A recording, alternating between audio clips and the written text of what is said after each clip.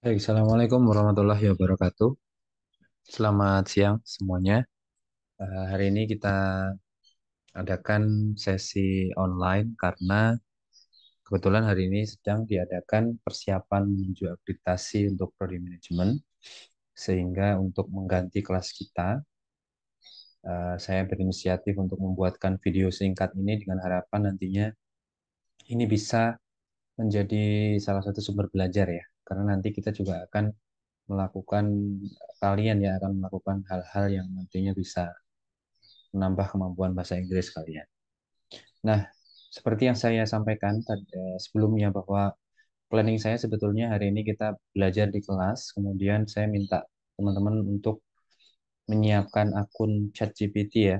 Karena memang tujuan saya salah satunya adalah untuk memberi edukasi tentang bagaimana sih caranya kalian sebagai pelajar ya untuk mempelajari bahasa Inggris ini bisa memanfaatkan ChatGPT tersebut sebagai salah satu sumber belajar ataupun teman belajar yang cukup cukup efektif kalau menurut saya.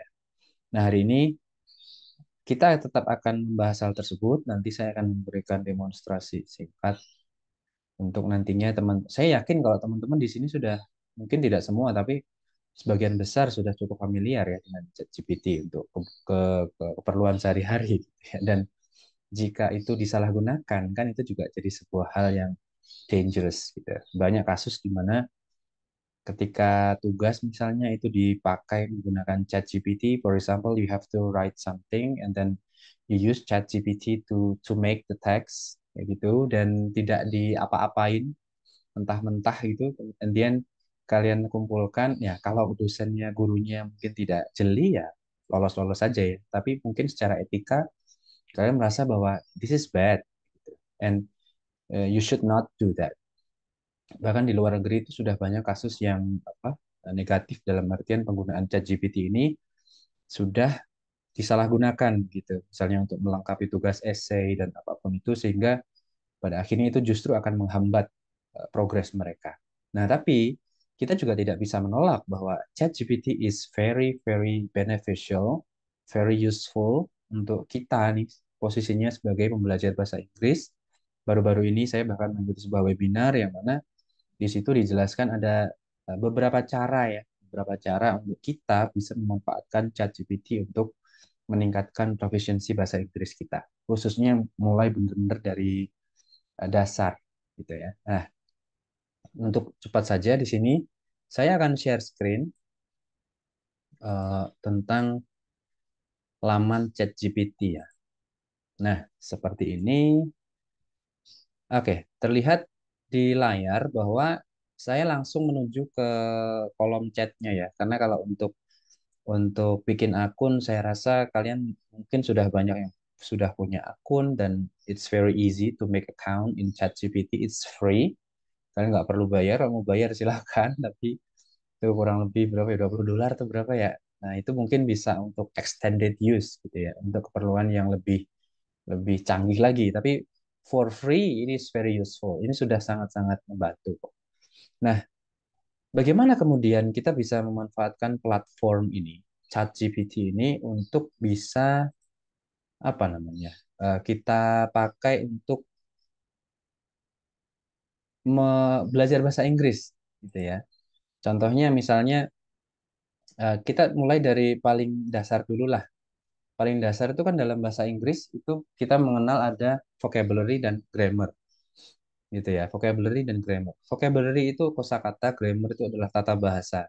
Kalau kita bisa dua-duanya, otomatis ketika kita mungkin membaca, kita apa namanya mendengarkan, kita berbicara, kita menulis, itu akan sangat terbantu. Berbeda dengan if we don't have enough vocabulary or good understanding of grammar, kayak nggak punya pengetahuan yang cukup baik, pasti akan kesulitan dan ujung-ujungnya pasti akan cari cara yang instan. Nah, di sini saya tidak akan menyembunyikan ya, karena ChatGPT ini sudah cukup canggih lah untuk menjawab ya, soal-soal kalian, persoalan kalian, dan seterusnya. Justru saya ingin kalian bisa memanfaatkan ini untuk keperluan yang positif. Nah, bagaimana kemudian caranya belajar bahasa Inggris pakai ChatGPT? Nah, yang pertama, kita bisa mulai dari basic dulu, vocabulary. Nah, kali ini kita coba akan fokus ke jurusan kalian. Jurusan kalian adalah economy or management. Nah, beberapa pekan sebelumnya kita sudah banyak melakukan praktik yang lebih fokus ke general English, bahasa Inggris yang buat keseharian. Jadi vocabnya masih vocab-vocab dasar. Dan di sini kita akan coba untuk memulai mempelajari vocab-vocab yang banyak digunakan di ranah ilmu ekonomi. Tujuannya adalah supaya kalian familiar dengan penggunaan bahasa Inggris di bidang kalian. Gitu ya. Ini this is called English for economy or English for specific purposes. Bahasa Inggris untuk keperluan khusus, termasuk di dalamnya adalah untuk ekonomi sendiri. Nah ya otomatis English for economy is different from English for health. Gitu ya. Kesehatan, ekonomi itu berbeda. Nah, yang jadi kunci adalah kita harus bisa memberikan prompt atau perintah. Nah, perintah sederhananya kita bisa mulai dengan seperti ini. Ini contoh ya. Berikan saya 10 kosakata yang berkaitan, sorry, berkaitan dengan ilmu ekonomi, mungkin lebih spesifiknya kosakata bahasa Inggris ya, bahasa Inggris beserta cara membacanya. Nah, di sini yang saya pakai perintahnya adalah berikan saya, misalnya 10 ya, 10 kosakata bahasa Inggris yang berkaitan dengan ilmu ekonomi, ya, ilmu ekonomi beserta cara membacanya. Problemnya adalah kadang-kadang kita itu terekspos dengan berbagai macam kata, but we don't know how to say that word. Kita nggak tahu gimana caranya, sehingga kadang-kadang kita jadi ragu untuk mengucapkan apakah is that true, is that false, is that correct, is that incorrect, dan kadang-kadang malu pada akhirnya malu untuk diketawain karena salah ucap gitu ya. Nah, di sini kita bisa dapatkan solusinya.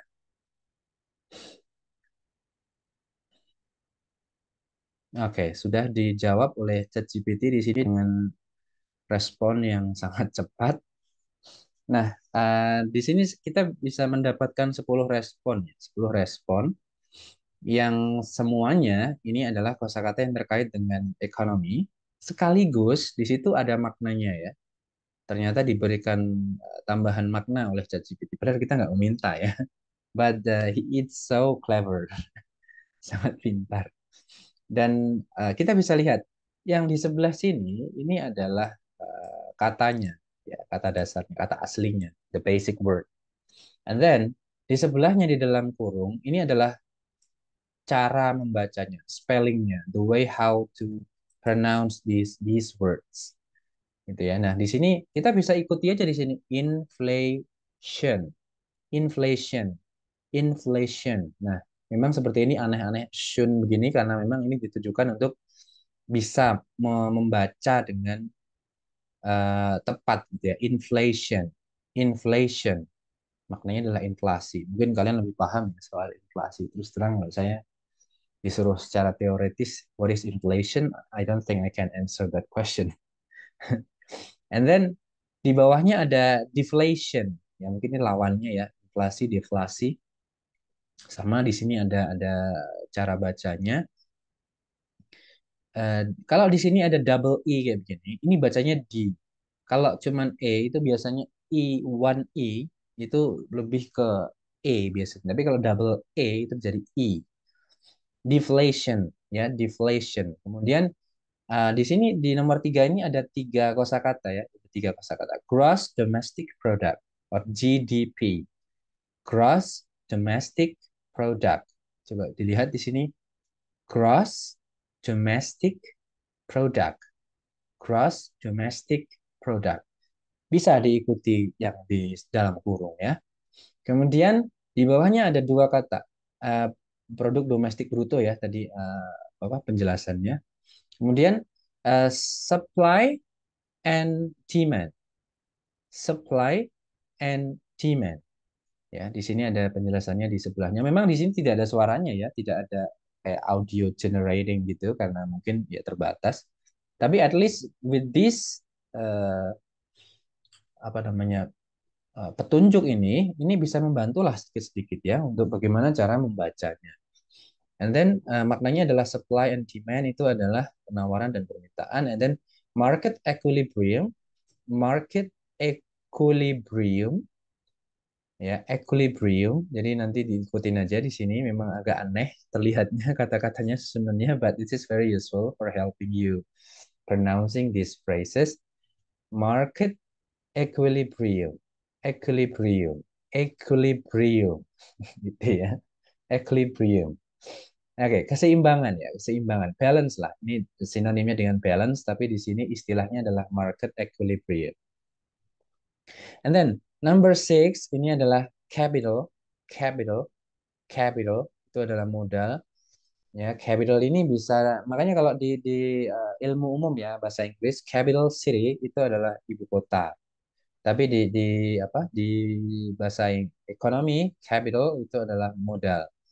And then interest rate, interest interest rate, interest rate. Jadi di sini yang dimaksud adalah rate itu adalah tingkat, interest itu adalah suku bunga ya. Nah, di sini juga yang saya perlu sampaikan bahwa interest di sini apa namanya memang kalau digunakan dalam general English atau bahasa Inggris umum dia itu lebih ke tertarik ya atau ketertarikan. But in English for economy, interest itu adalah bunga ya. Bunga is not flower in economy. Bunga, suku bunga is interest. Ya, tingkat suku bunga adalah interest rate. Diapalin aja nih apa gandengannya ini ya. And then stock market. Stock market. Stock itu adalah saham ya. Ingat bahwa saham itu in English is called stock. Market ya ya pasar ya. And then fiscal policy. Fiscal policy ya fiscal itu fiskal. Sekali lagi ini istilah teknis yang mungkin I cannot explain further. Kalian bisa cari tahu dan atau bahkan you already know the meaning of this. And then kebijakan ya, policy itu kebijakan.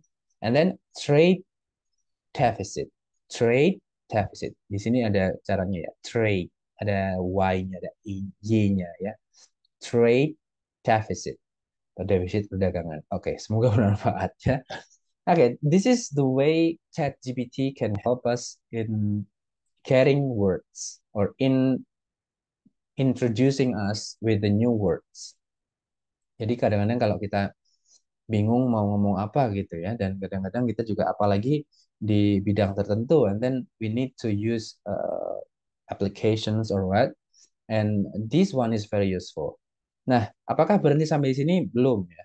Kita bisa apakah kemampuan bahasa Inggris itu hanya diukur dari seberapa banyak kata yang kita kuasai? Of course not.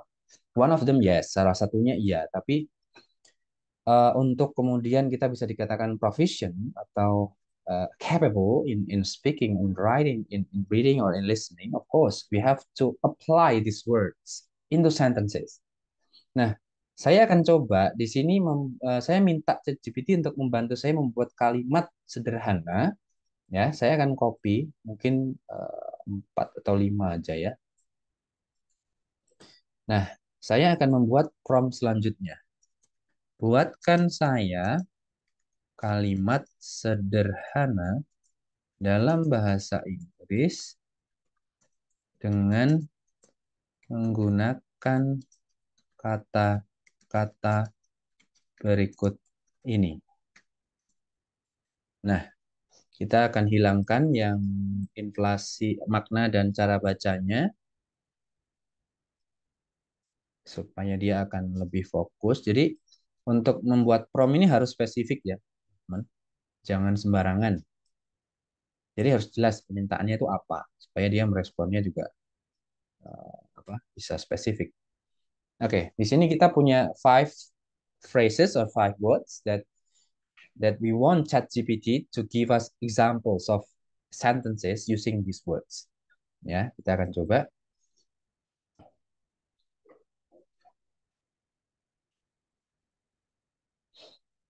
Oke, diberikan penjelasan yang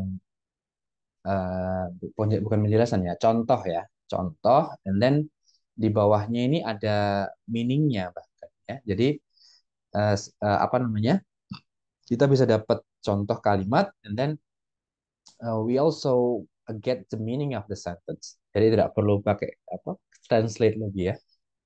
Nah, mungkin kita tidak akan bahas semuanya. Coba kita kita pahami dulu ya satu contoh aja yang inflation. Di sini contoh yang diberikan adalah the government implemented measures to control inflation in the economy. Ya, the government implemented measures to control inflation in the economy. Pemerintah menerapkan langkah-langkah untuk mengendalikan inflasi dalam perekonomian. Kita bisa mempelajari kalimat ini. For what? Of course, untuk kita bisa mempelajari penyusunan kata dalam suatu kalimat. Ya kan? Kalau kita pahami dalam kalimat bahasa Inggris atau bahasa Indonesia, of course we have structures. Kita punya struktur yang harus kita patuhi ya. Jangan sampai subjeknya di belakang dan seterusnya.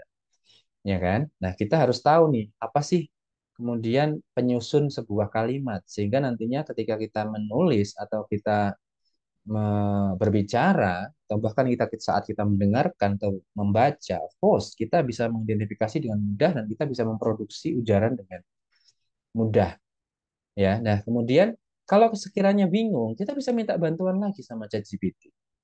Kita akan coba copy kalimat ini satu aja, and then kita buat prompt lagi. Jelaskan struktur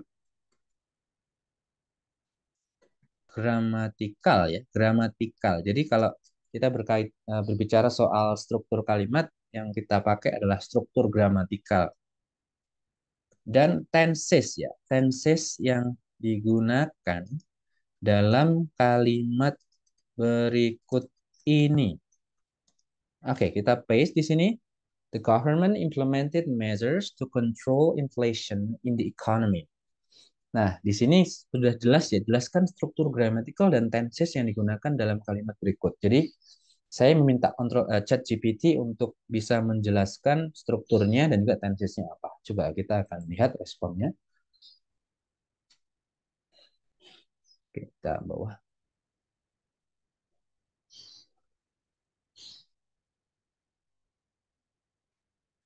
Oke, coba perhatikan. Di sini sudah dijelaskan dari A sampai Z ya.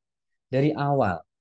The government, frasa nominal yang berfungsi sebagai subjek ya. Jadi yang perlu kalian ketahui adalah kalimat itu terbentuk dari apa? Subjek, kemudian verb atau kata kerja atau predicate, and then ada objek atau complement pelengkap, and then ada adverb. Adverb itu adalah apa namanya? Keterangan ya. Secara dasarnya itu dasarnya. Jadi kalau kalian mungkin nanti mau praktek menulis atau apa ya, start from the basic.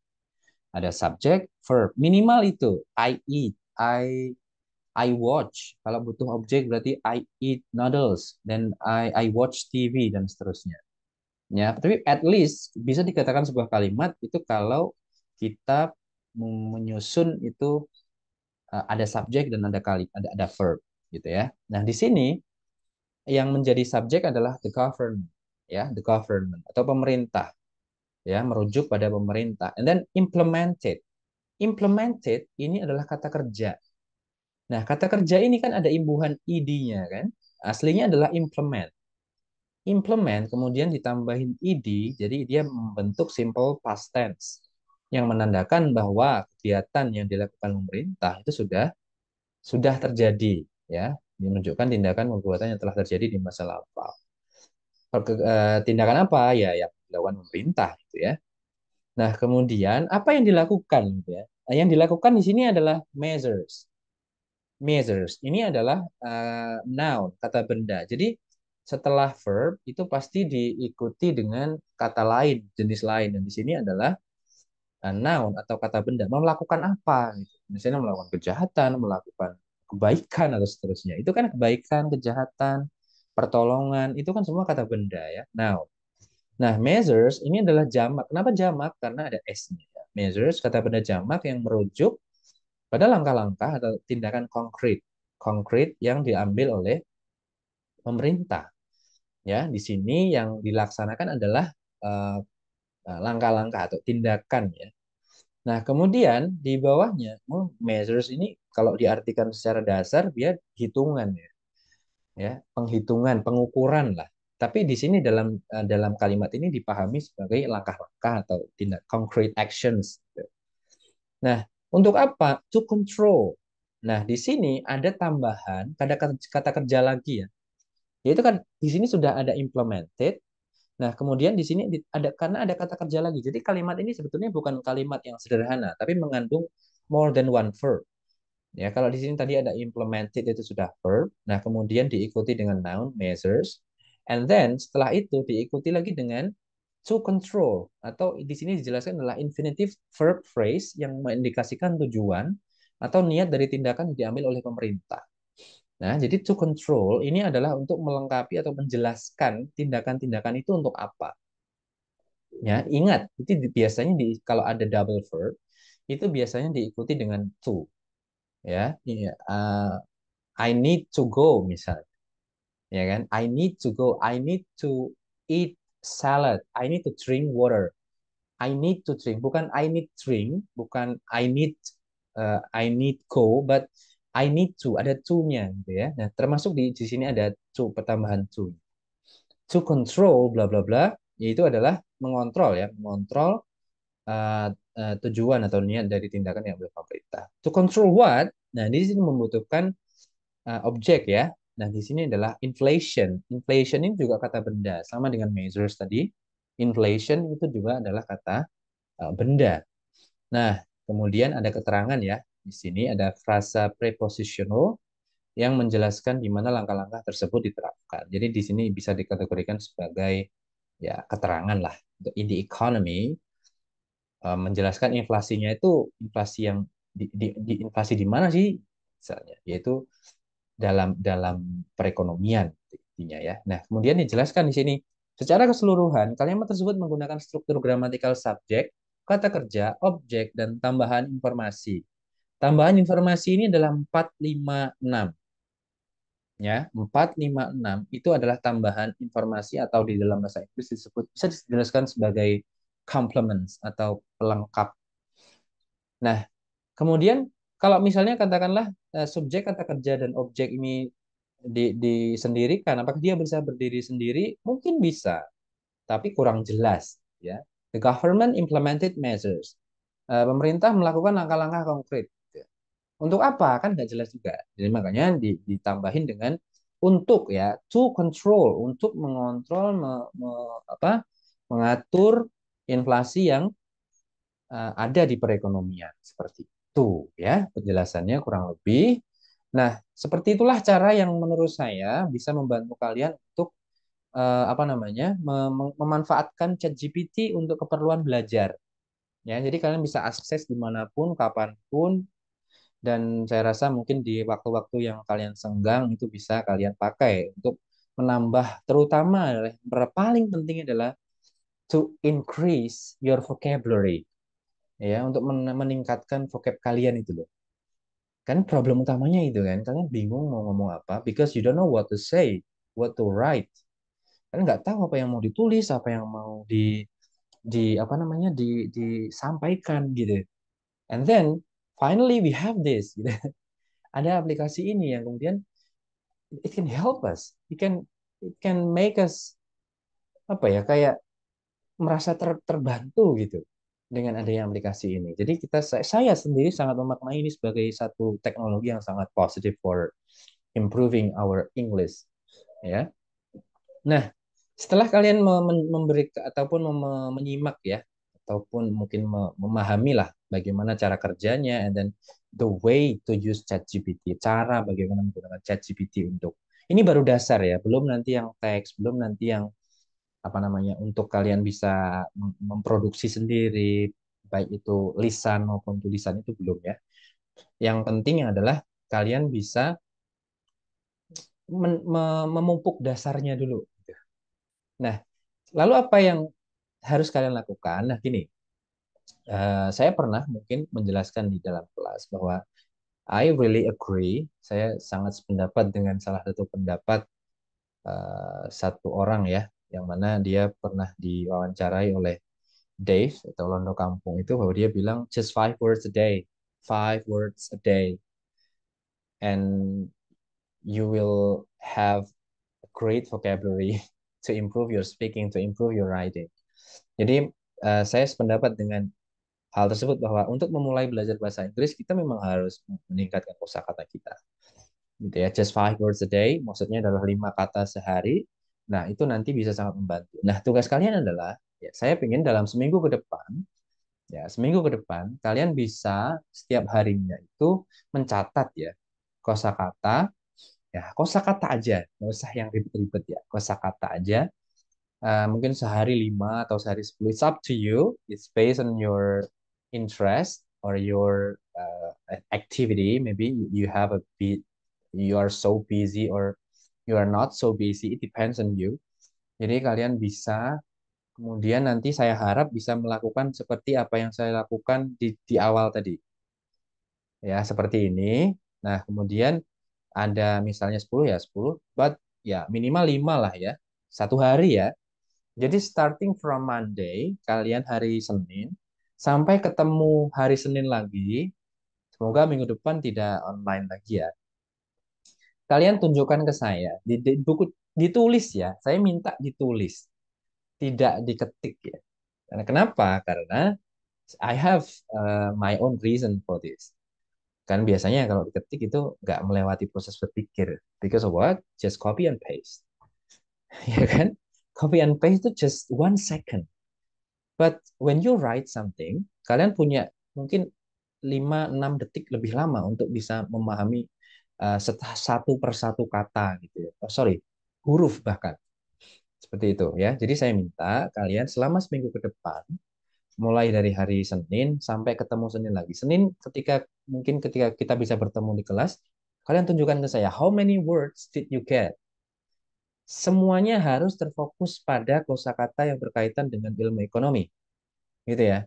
Ya kalau misalnya responnya sama gimana Pak? Ya nggak apa-apa, cari aja yang cari ini apa namanya perintahnya di ini lagi. Saya kosakata di bidang ekonomi selain kata-kata berikut ini, itu boleh. Kalau misalnya kalian merasa bahwa respon yang diberikan ChatGPT ini kok sama ya, kok nggak ada penambahan gitu misalnya, it's okay. Kalian bisa menambahkan prompt seperti itu. Ya, selain kata-kata berikut ini, tolong berikan saya 5 kata lagi yang berkaitan dengan ekonomi dalam bahasa Inggris, termasuk cara membacanya. Gitu. Saya harap seperti itu ditulis. You don't have to submit. Kalian tidak perlu apa namanya mengumpulkan dalam 1-2 hari ke depan. Kalian cuma perlu nanti ketika di kelas, kalian sudah punya cukup senjata. Ya, kalian sudah cukup punya bekal untuk nantinya itu bisa kita gunakan untuk speaking, untuk writing simple sentences dan seterusnya. Oke, okay? So I think mungkin itu yang bisa saya jelaskan dan mungkin aktivitas yang bisa kalian lakukan starting from today dan seterusnya silahkan disesuaikan karena kebetulan ya this week you have online classes karena ada akreditasi jadi saya rasa kalian punya waktu yang cukup untuk bisa menambah kosakata kalian. Oke, okay? Saya rasa itu yang bisa saya sampaikan. Kalau ada pertanyaan mungkin nanti bisa bisa disampaikan via via chatting or classroom silahkan. Kalaupun mungkin ada hal-hal yang perlu didiskusikan ya silakan. Ya, oke, thank you very much for watching my video. Jadi harapan saya bisa memberikan inspirasi lah untuk kalian semua. Thank you very much. Assalamualaikum warahmatullahi wabarakatuh.